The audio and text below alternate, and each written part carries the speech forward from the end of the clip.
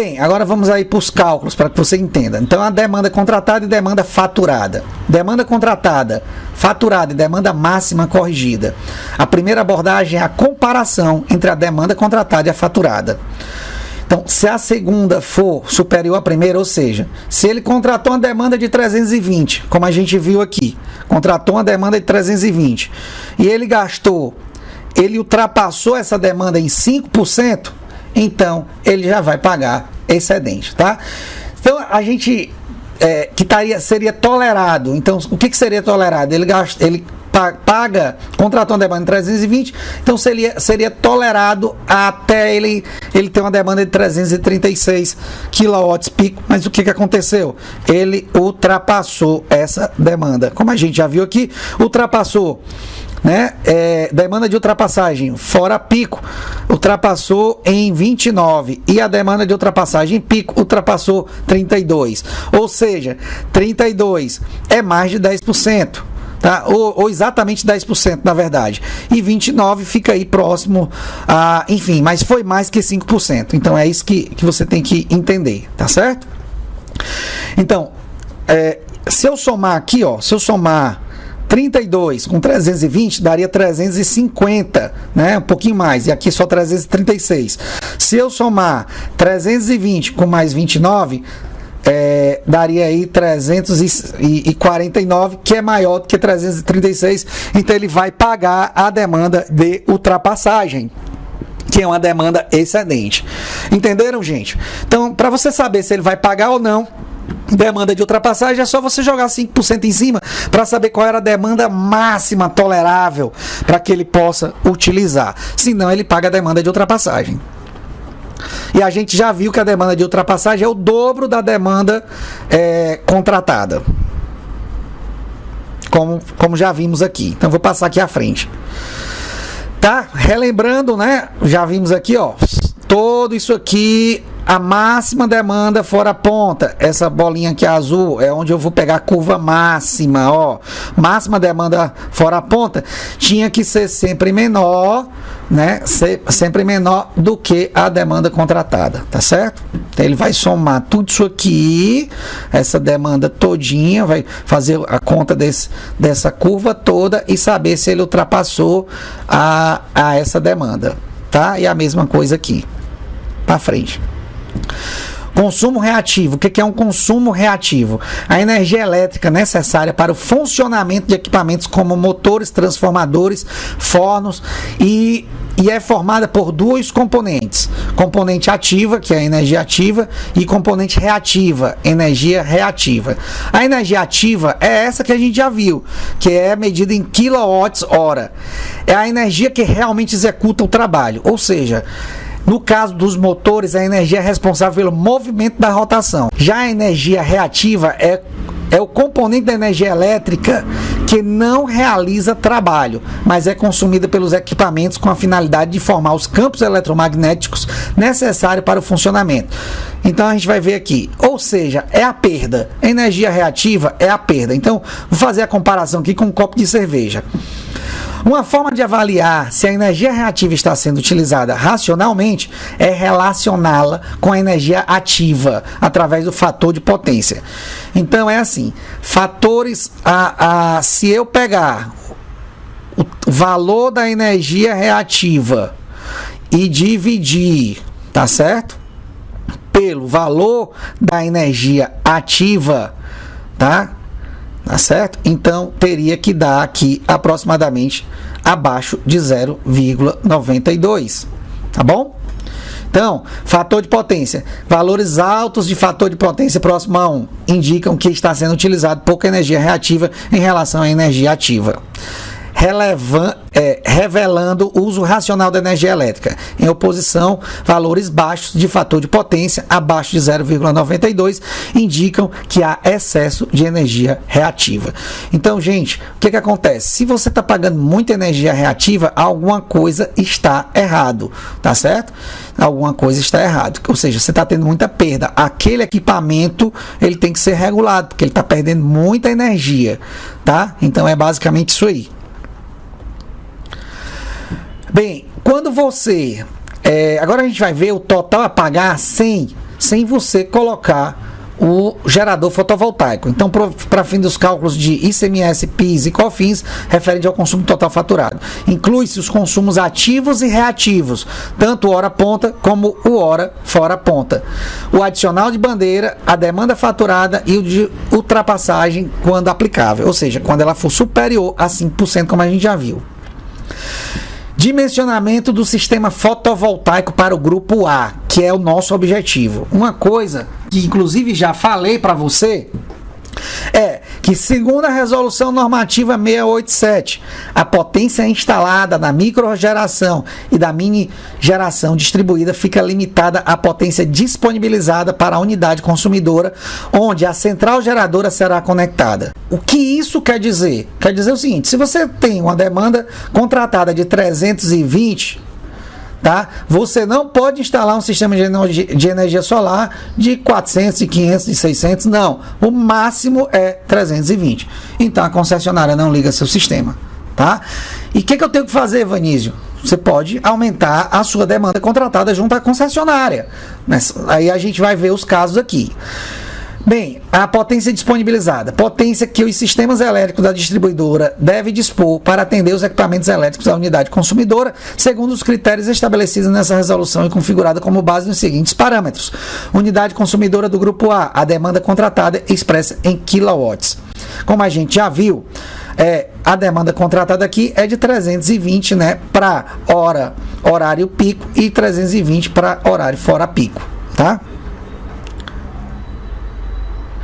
Então, só resumindo aqui, a potência disponibilizada é exatamente o que você vai contratar na concessionária para manter todos os seus equipamentos funcionando, os equipamentos do seu cliente. Esse consumidor, ele contratou 320 kW de potência, portanto já sabemos qual o limite máximo de potência disponível que essa unidade consumidora suporta para um sistema fotovoltaico. Então vamos levar aqui, né, como exemplo, aqui em Rio Claro, ó, São Paulo. Então eu fui lá no site do CRECESB e vi que lá teríamos aí 5,02, né, horas diárias de radiação, que é a parte do índice de sol pleno. Os módulos fotovoltaicos seriam inclinados a 23 graus e a gente vai ter que considerar uma perda de 17% na potência nominal. O que é essa perda? É o seguinte: essas placas, quando elas saem de fábricas, elas são testadas em um ambiente de laboratório, em 25 graus de temperatura, em todas as condições ideais para testes. Quando ela vem para o meio ambiente, para o ar, né, onde você bota em cima do telhado e o sol incide nelas, normalmente elas têm uma perda, inclusive pela temperatura do ambiente.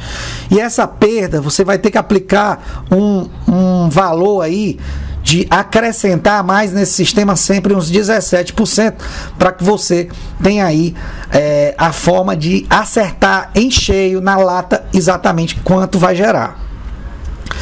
Então o que eu fiz? Eu vou lá no Google, né, como a gente já viu, fui no Google, tá certo?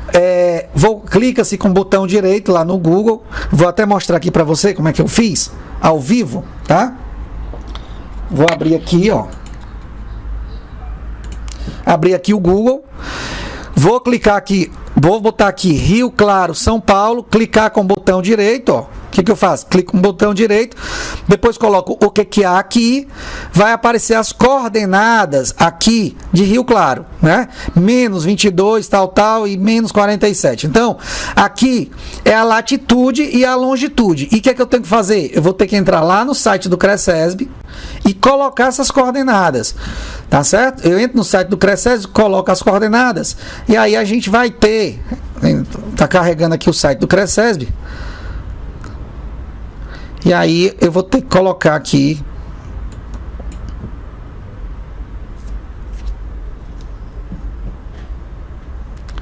só esperando carregar.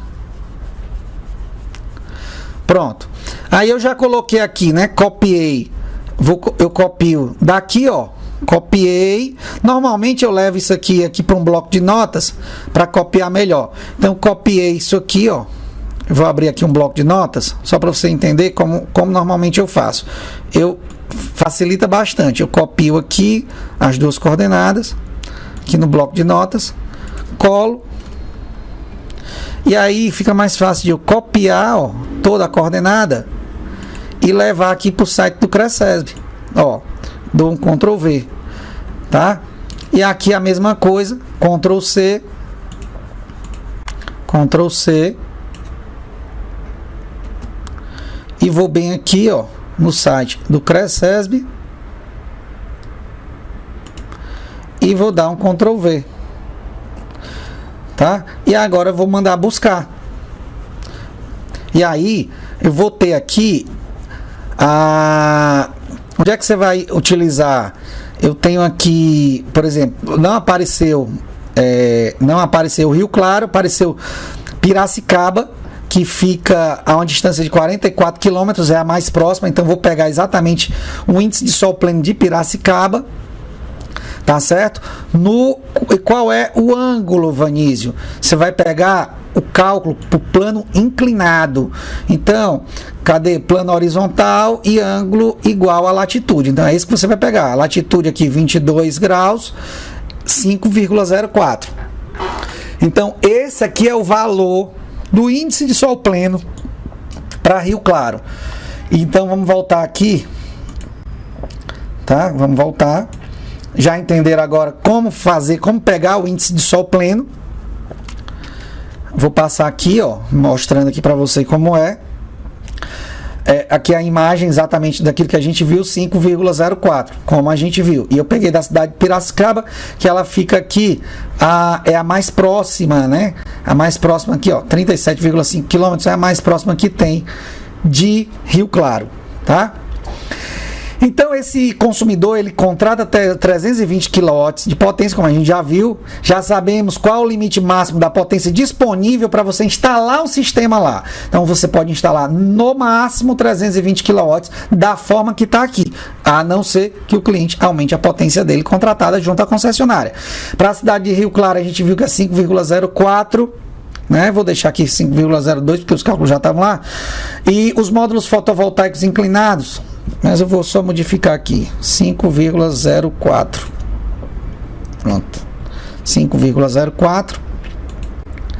Tá certo? Que é o índice de sol pleno. A gente viu lá que a melhor, que é o ângulo de latitude, a melhor inclinação dele é 22 graus, e considerando a perda de 17 graus, como a gente já viu que é uma perda nominal. Tá? E, em linhas gerais, os postos tarifários fora de ponta, intermediária e ponta, ficam estabelecidos nos seguintes intervalos dispostos abaixo. A gente já viu que fora ponta vai de 0 a 17h30, ou pode ser até às 18h, a concessionária que vai falar isso, mas sempre o horário de ponta são 3 horas, no intervalo de 3 horas. Nesse caso aqui, a ponta ficou entre 17h30 e 20h30, e fora ponta depois desse intervalo até às 24 horas. Então, sempre o dia vai ter fora ponta, ponta e o restinho fora ponta, tá certo? E esse horário vermelho é só o horário de pica, aquele horário que todo mundo chega para ligar a luz, entre 5h30 e 6 horas, né? Normalmente nas concessionárias do Brasil todo, ou adotam 5h30 ou adotam 6 horas, normalmente é isso. Isso aí é a critério de cada concessionária, determinar qual o horário ponta dela. Lembrando que esses intervalos não são a regra, né? Como eu já falei, é a concessionária que vai determinar aí qual é os horários de ponta, tá? Então, para que a gente instale o nosso sistema de energia solar, como eu já falei, você vai considerar o consumo fora ponta, que é 123.660 kWh. Então a gente vai pegar 123.660, em cima disso aqui a gente vai dimensionar esse sistema agora. Então vamos lá. Então vamos pegar apenas o valor do consumo fora ponta para dimensionar. A gente já viu isso. E o valor do consumo fora ponta dá quanto? 123.660 kW mês. E como é que eu vou dimensionar? Exatamente como você já sabe. Você vai pegar a energia mensal, dividir por 30 dias e você vai ter a energia diária. Então eu vou ter aqui 4.122. Por que é dividido por 30 dias? Porque um mês, né? Isso aqui é o gasto do mês, um mês tem 30 dias. E aí vai dar 4.122 kWh por dia que esse cliente está gastando. Tá? Aproveitando a disponibilidade solar, né, que é a hora de sol pleno, vou considerar aqui que o cálculo já está feito 5,02. A potência do sistema de energia solar seria, então, eu vou pegar o custo diário e dividir por 5,02. Então, eu teria o quê? Uma potência de 821,11. Agora, a gente sabe que esse sistema vai ter uma perda. Então, para gerar essa quantidade aqui, né, se não tivesse perda, seria 821 kW pico. Mas como tem perda, eu vou ter que aumentar nesse sistema 17% de potência. Então, vou aumentar aqui 17%, que é considerando a perda. Agora, a gente vai considerar que somar 821,11 mais 17%, eu vou ter aqui um sistema 960 kW pico, que é um sistema que vai gerar 123.660 kWh mês. Vejam esse dado muito importante. Eu tenho 960,69 kW pico, que é muito superior à minha demanda contratada. E quanto era a minha demanda contratada? Só de 320. Quer dizer, eu vou poder instalar um sistema de 960 nesse cliente do jeito que está? Não. Não vai. Por quê? Porque é superior à demanda contratada do cliente. Quanto eu vou poder instalar no máximo nesse cliente?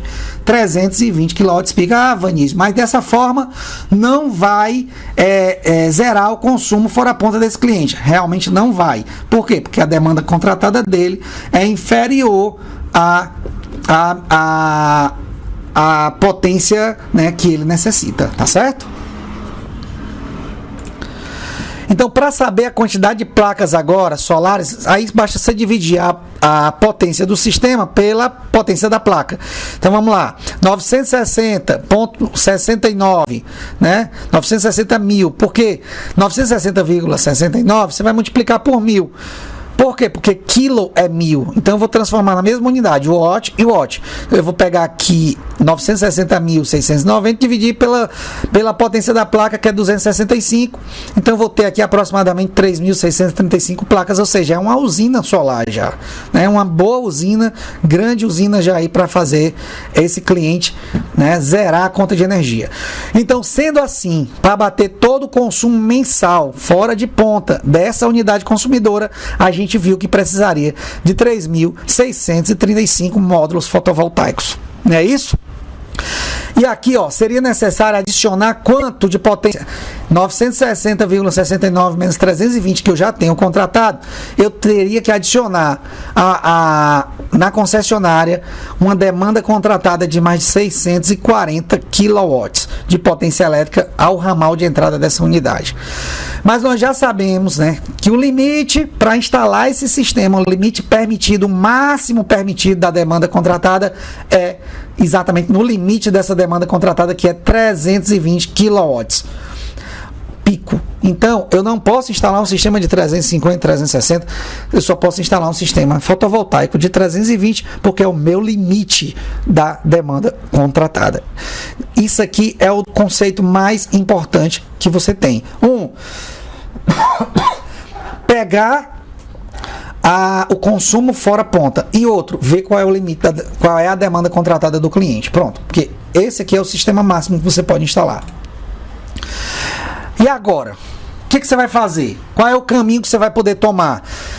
Você instala o sistema para zerar a fatura, né? Ou seja, o consumo fora ponta, ou você simplesmente instala os 320, né? Os 320 kW pico de potência. Qual é o caminho que você vai tomar? Então é isso que a gente vai ver agora. Qual é o melhor caminho a tomar? Então vamos fazer aqui alguns cálculos, só para você ver a diferença. Eu estou levando em consideração, aqui é importante falar para você que eu estou levando em consideração que o cliente tem espaço suficiente para que a gente instale todas essas placas, tá certo? Então ele vai ter espaço suficiente, ou de telhado, ou de solo, enfim, ele vai ter espaço suficiente. Então vamos para os cálculos.